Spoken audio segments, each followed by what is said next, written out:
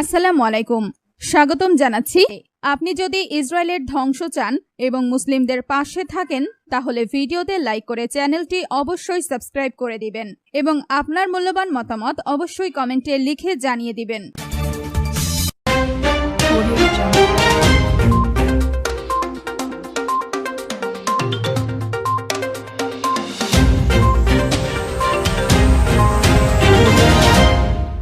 মার্কিন যুক্তরাষ্ট্র ইরানের সাথে শান্তি আলোচনা চলাকালে তৃতীয়বারের মতো ইরানের বন্দর আব্বাস, সিরিক, খার্গ এবং কেশম দ্বীপে অতর্কিত হামলা চালিয়েছে। মার্কিন যুক্তরাষ্ট্র এক মাসেরও কম সময়ের মধ্যে এই নিয়ে তৃতীয়বারের মতো সিরিকে অবস্থিত আইআরজিসি নৌঘাটির একই যোগাযোগ টাওয়ারে হামলা চালিয়েছে। তারা বন্দর আব্বাস বিমানবন্দরের উত্তরে অবস্থিত আইআরজিসির বিমান প্রতিরক্ষা ব্যবস্থাতেও আঘাত এনেছে। মার্কিন সেন্ট্রাল কমান্ড জানিয়েছে ৭ জুলাই মার্কিন বাহিনী ইরানের বিরুদ্ধে নতুন করে হামলা চালিয়েছে এবং নির্ভুল অস্ত্রশস্ত্র দিয়ে ৮০টিরও বেশি লক্ষ্যবস্তুতে আঘাত এনেছে। সেন্টকম দাবি করেছে এই হামলায় ইরানের বিমান প্রতিরক্ষা ব্যবস্থা, কমান্ড নেটওয়ার্ক, উপকূলীয় রাডার সাইট, জাহাজ বিধ্বংসী ক্ষেপণাস্ত্র সক্ষমতা এবং হরমুজ প্রণালীর ভেতরে ও আশেপাশে থাকা আইআরজিসির ৬০টিরও বেশি ছোট নৌযানকে লক্ষ্যবস্তু করা হয়েছিল। প্রণালীটি দিয়ে চলাচলকারী ৩টি বাণিজ্যিক জাহাজে ইরানের কথিত হামলার প্রতিশোধ হিসেবে যুক্তরাষ্ট্র এই হামলাগুলোকে উপস্থাপন করেছে। কিন্তু সেন্টকমের নিজস্ব শব্দচয়ন আক্রমণাত্মক হামলা সরাসরি উত্তেজনা বৃদ্ধি এবং যুক্তরাষ্ট্রের পক্ষ থেকে যুদ্ধবিরতির আরও একটি সুস্পষ্ট লঙ্ঘনকে নিশ্চিত করছে।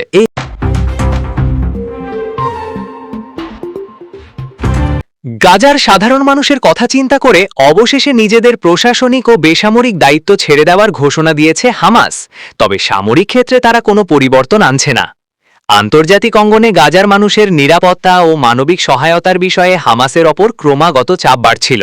বিশেষ করে আন্তর্জাতিক মানবাধিকার সংস্থাগুলো গাজায় যুদ্ধবিরতির আওতায় একটি নিরপেক্ষ বা নির্দলীয় সেবা ব্যবস্থা গঠনের দাবি জানিয়ে আসছিল, যাতে গাজার পুনর্গঠন ও উন্নয়ন দ্রুত নিশ্চিত করা যায়। বিশ্বের সেই দাবি এবং গাজার মানুষের মঙ্গলের কথা বিবেচনা করেই হামাস তাদের প্রশাসনিক দায়িত্ব থেকে সরে আসতে রাজি হয়েছে। এর ফলে এখন থেকে গাজার আন্তর্জাতিক ত্রাণ ও মানবিক সহায়তা বন্টন, পানি, বিদ্যুৎ ও পৌরসেবা সচল রাখা, শিক্ষা ও স্বাস্থ্য, হাসপাতাল খাত পরিচালনা এবং যুদ্ধবিধ্বস্ত গাজার ঘরবাড়ি পুনর্গঠনের তদারকিগত বেসামরিক দায়িত্বগুলো থেকে তারা সরে দাঁড়িয়েছে।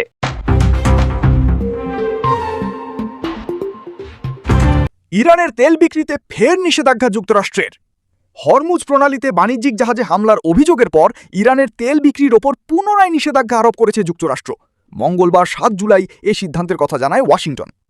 মার্কিন প্রশাসনের এক কর্মকর্তা বলেন, হরমুজ প্রণালীতে বাণিজ্যিক জাহাজ লক্ষ্য করে ইরানের হামলা সম্পূর্ণ অগ্রহণযোগ্য। এ ধরনের কর্মকাণ্ডের জন্য তেহরানকে এর পরিণতি ভোগ করতে হবে বলেও সতর্ক করেন তিনি।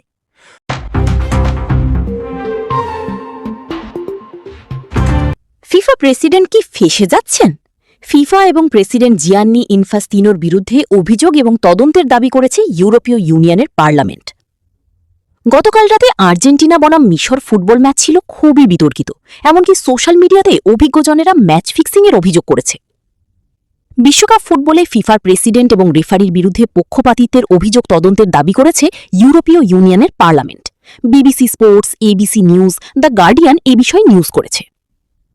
মার্কিন ফুটবলার বালোগানের বিরুদ্ধে লাল কার্ডের অভিযোগে প্রেসিডেন্ট ডোনাল্ড ট্রাম্প ফিফা সভাপতিকে ফোন করেছিলেন এবং লাল কার্ডের অভিযোগ তুলে নিতে বাধ্য করেন। এছাড়া বিশ্বকাপের বেশ কিছু ম্যাচে রেফারির সিদ্ধান্ত বিতর্কিত ছিল। আর এইসব কারণে ফিফার প্রেসিডেন্ট জিয়ান্নি ইনফাস্তিনোর বাহ্যিক রাজনৈতিক হস্তক্ষেপ এবং পক্ষপাতিত্বের অভিযোগ এনে তদন্তের দাবি করেছে ইউরোপীয় ইউনিয়নের পার্লামেন্ট।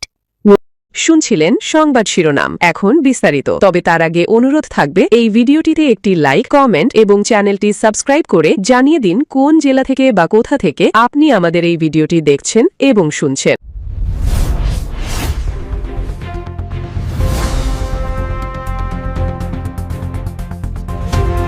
গাজার সাধারণ মানুষের কথা চিন্তা করে অবশেষে নিজেদের প্রশাসনিক ও বেসামরিক দায়িত্ব ছেড়ে দেওয়ার ঘোষণা দিয়েছে হামাস। তবে সামরিক ক্ষেত্রে তারা কোনো পরিবর্তন আনছে না। আন্তর্জাতিক অঙ্গনে গাজার মানুষের নিরাপত্তা ও মানবিক সহায়তার বিষয়ে হামাসের ওপর ক্রমাগত চাপ বাড়ছিল। বিশেষ করে আন্তর্জাতিক মানবাধিকার সংস্থাগুলো গাজায় যুদ্ধবিরতির আওতায় একটি নিরপেক্ষ বা নির্দলীয় সেবা ব্যবস্থা গঠনের দাবি জানিয়ে আসছিল, যাতে গাজার পুনর্গঠন ও উন্নয়ন দ্রুত নিশ্চিত করা যায়।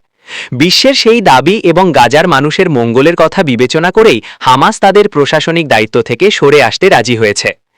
এর ফলে এখন থেকে গাজার আন্তর্জাতিক ত্রাণ ও মানবিক সহায়তা বন্টন, পানি, বিদ্যুৎ ও পৌরসেবা সচল রাখা, শিক্ষা ও স্বাস্থ্য, হাসপাতাল খাত পরিচালনা এবং যুদ্ধবিধ্বস্ত গাজার ঘরবাড়ি পুনর্গঠনের তদারকিগত বেসামরিক দায়িত্বগুলো থেকে তারা সরে দাঁড়িয়েছে। নিরপেক্ষ ও নির্দলীয় প্রশাসনের হাতে দায়িত্ব যাওয়ায় এখন থেকে গাজায় বিদেশি সাহায্য আরও বাড়বে এবং মানুষের দ্রুত উন্নয়ন হবে বলে আশা করা যাচ্ছে। দীর্ঘদিনের যুদ্ধের কারণে নিজেদের শক্তি পুনরুদ্ধার করা এবং মূল সামরিক কর্মকাণ্ডে আরও বেশি মনোযোগ দেওয়ার লক্ষ্যেই হামাস এই কৌশলগত সিদ্ধান্ত নিয়েছে বলে মনে হচ্ছে। ইরানের আইআরজিসির কুদস ফোর্স জেরুজালেম বাহিনীর প্রধান ব্রিগেডিয়ার জেনারেল ইসমাইল কায়ানি জানিয়েছেন তারা হামাসকে আবার নতুন করে পুনর্গঠন করবেন।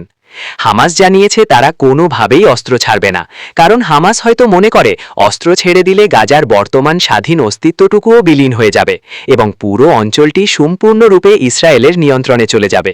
তাদের মূল লক্ষ্য এখনও গাজাকে স্বাধীনতার দিকে এগিয়ে নেওয়া এবং মানুষের মুখে হাসি ফোটানো।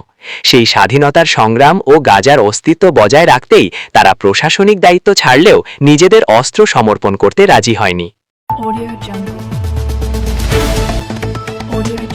ইরানের তেল বিক্রিতে ফের নিষেধাজ্ঞা যুক্তরাষ্ট্রের।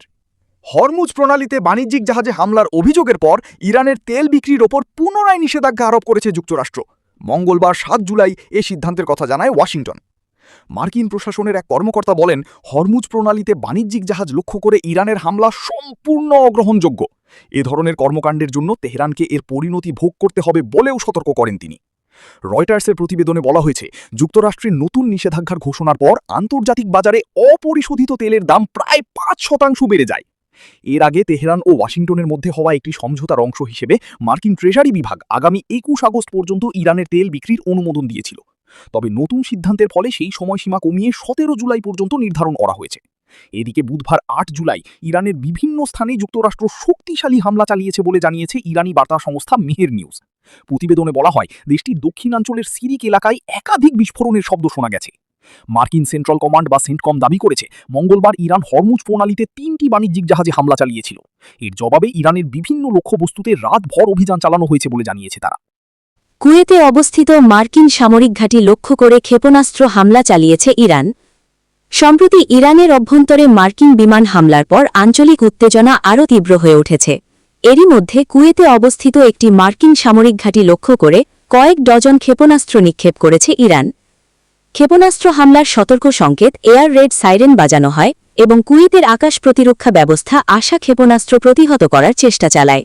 কুয়েত কর্তৃপক্ষ জানিয়েছে তারা শত্রুপক্ষের ক্ষেপণাস্ত্র ও ড্রোন হামলা প্রতিহত করতে কাজ করছে এবং জরুরি নিরাপত্তা ব্যবস্থা গ্রহণ করা হয়েছে। ইরানের Islamic revolutionary guard corps IRGC দাবি করেছে, ইরানের বিভিন্ন লক্ষ্যবস্তুতে যুক্তরাষ্ট্রের সাম্প্রতিক সামরিক হামলার জবাব হিসেবেই এই অভিযান পরিচালনা করা হয়েছে। এদিকে যুক্তরাষ্ট্রের কর্মকর্তারা এখন পর্যন্ত কোনো হতাহত বা সামরিক স্থাপনায় ক্ষয়ক্ষতির বিষয়টি নিশ্চিত করেননি। মার্কিন যুক্তরাষ্ট্র ইরানের সাথে শান্তি আলোচনা চলাকালে তৃতীয়বারের মতো ইরানের বন্দর আব্বাস, সিরিক, খার্গ এবং কেশম দ্বীপে অতর্কিত হামলা চালিয়েছে। মার্কিন যুক্তরাষ্ট্র ১ মাসেরও কম সময়ের মধ্যে এই নিয়ে তৃতীয়বারের মতো সিরিকে অবস্থিত আইআরজিসি নৌঘাটির একই যোগাযোগ টাওয়ারে হামলা চালিয়েছে। তারা বন্দর আব্বাস বিমানবন্দরের উত্তরে অবস্থিত আইআরজিসির বিমান প্রতিরক্ষা ব্যবস্থাতেও আঘাত এনেছে। মার্কিন সেন্ট্রাল কমান্ড জানিয়েছে, ৭ জুলাই মার্কিন বাহিনী ইরানের বিরুদ্ধে নতুন করে হামলা চালিয়েছে এবং নির্ভুল অস্ত্রশস্ত্র দিয়ে ৮০টিরও বেশি লক্ষ্যবস্তুতে আঘাত এনেছে। সেন্টকম দাবি করেছে, এই হামলায় ইরানের বিমান প্রতিরক্ষা ব্যবস্থা, কমান্ড নেটওয়ার্ক, উপকূলীয় রাডার সাইট, জাহাজ বিধ্বংসী ক্ষেপণাস্ত্র সক্ষমতা এবং হরমুজ প্রণালীর ভেতরে ও আশেপাশে থাকা আইআরজিসির ৬০টিরও বেশি ছোট নৌযানকে লক্ষ্যবস্তু করা হয়েছিল। প্রণালীটি দিয়ে চলাচলকারী ৩টি বাণিজ্যিক জাহাজে ইরানের কথিত হামলার প্রতিশোধ হিসেবে যুক্তরাষ্ট্র এই হামলাগুলোকে উপস্থাপন করেছে। কিন্তু সেন্টকমের নিজস্ব শব্দচয়ন আক্রমণাত্মক হামলা সরাসরি উত্তেজনা বৃদ্ধি এবং যুক্তরাষ্ট্রের পক্ষ থেকে যুদ্ধবিরতির আরও একটি সুস্পষ্ট লঙ্ঘনকে নিশ্চিত করছে। এই হামলার ফলে মার্কিন যুক্তরাষ্ট্র আবারও সম্মত মার্কিন ইরান সমঝোতা মোড়কে উপেক্ষা করেছে এবং ইরানের বিরুদ্ধে তার আগ্রাসন বাড়াচ্ছে।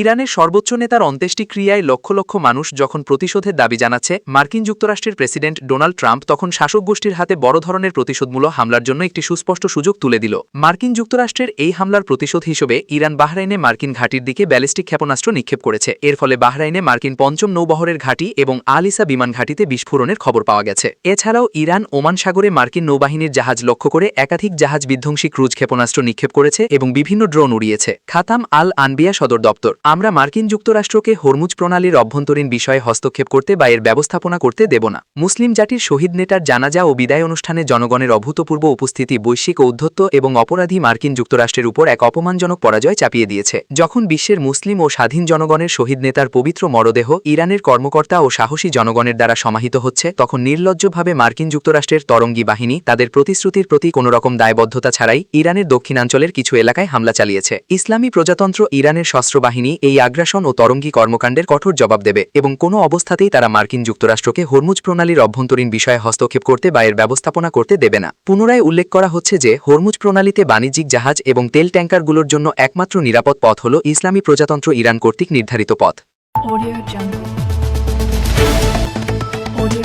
যুক্তরাষ্ট্রের নিউ ইয়র্কে জাতিসংঘ সদর দপ্তরে বাংলাদেশ ও পাকিস্তানের স্বরাষ্ট্রমন্ত্রীদের মধ্যে এক উচ্চ পর্যায়ের দ্বিপক্ষীয় বৈঠক অনুষ্ঠিত হয়েছে। সৌহার্দ্যপূর্ণ পরিবেশে অনুষ্ঠিত বৈঠকে বাংলাদেশের প্রতিনিধি দলের নেতৃত্ব দেন স্বরাষ্ট্রমন্ত্রী সালাউদ্দিন আহমেদ। পাকিস্তানের পক্ষে নেতৃত্ব দেন দেশটির ইন্টেরিয়র ও মাদক নিয়ন্ত্রণ মন্ত্রী সৈয়দ মহসিন নাকভি।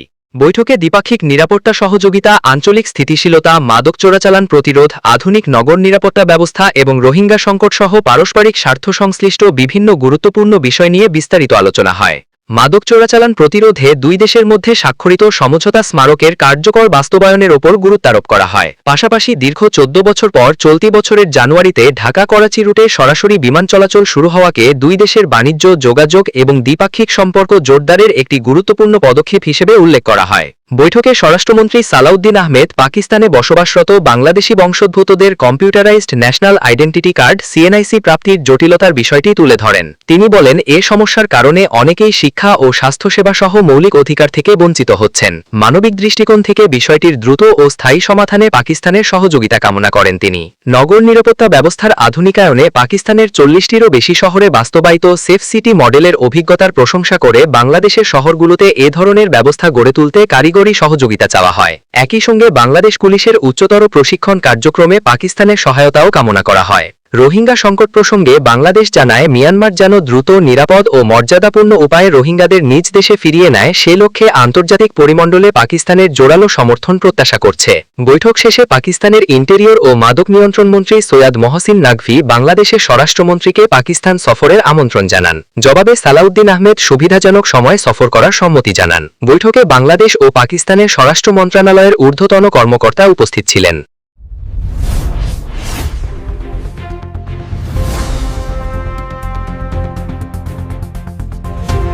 ফিফা প্রেসিডেন্ট কি ফেঁসে যাচ্ছেন?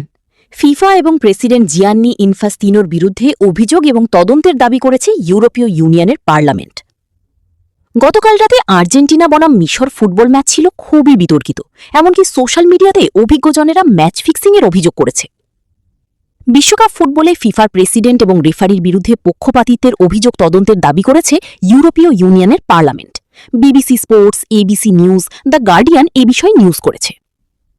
মার্কিন ফুটবলার বালোগানের বিরুদ্ধে লাল কার্ডের অভিযোগে প্রেসিডেন্ট ডোনাল্ড ট্রাম্প ফিফার সভাপতিকে ফোন করেছিলেন এবং লাল কার্ডের অভিযোগ তুলে নিতে বাধ্য করেন। এছাড়া বিশ্বকাপের বেশ কিছু ম্যাচে রেফারির সিদ্ধান্ত বিতর্কিত ছিল। আর এইসব কারণে ফিফার প্রেসিডেন্ট জিয়ান্নি ইনফাস্তিনোর বাহ্যিক রাজনৈতিক হস্তক্ষেপ এবং পক্ষপাতিত্বের অভিযোগ এনে তদন্তের দাবি করেছে ইউরোপীয় ইউনিয়নের পার্লামেন্ট। আজকের গুরুত্বপূর্ণ কিছু ব্রেকিং নিউজ। সেনাবাহিনীর গ্রীষ্মকালীন মহড়া পরিদর্শন করলেন প্রধানমন্ত্রী। পেশাদার প্রশিক্ষণ, শৃঙ্খলা ও সর্বোচ্চ প্রস্তুতি বজায় রাখার ওপর গুরুত্বারোপ তারেক রহমানের। প্রশ্নপত্র ও ডিজিটাল জালিয়াতি রোধে পাবলিক পরীক্ষা অপরাধ সংশোধন বিল 2026 জাতীয় সংসদে পাস। অর্থনীতির গতি বাড়াতে বিমা খাতকে আইনি কাঠামোয় আনার তাগিদ তথ্য ও সম্প্রচার মন্ত্রীর। স্থানীয় সরকার নির্বাচনের রোডম্যাপ তৈরি, আগামী মাসের দ্বিতীয়ার্ধে তফসিল ঘোষণা, জানালেন প্রধানমন্ত্রীর তথ্য ও সম্প্রচার উপদেষ্টা। প্রধানমন্ত্রীর সফরের পর বাংলাদেশি কর্মীদের জন্য খুলে দেয়া হয়েছে মালয়েশিয়ার শ্রমবাজার, জানালেন প্রবাসী কল্যাণমন্ত্রী। বৈরী আবহাওয়ার কারণে চট্টগ্রাম, কক্সবাজার ও রাঙামাটি জেলায় আজকের এইচএসসি ও সমমানের পরীক্ষা স্থগিত। হরমুজ প্রণালীতে বাণিজ্যিক জাহাজে আঘাতের জবাবে ইরানের ওপর পাল্টা আক্রমণ চালিয়েছে যুক্তরাষ্ট্র।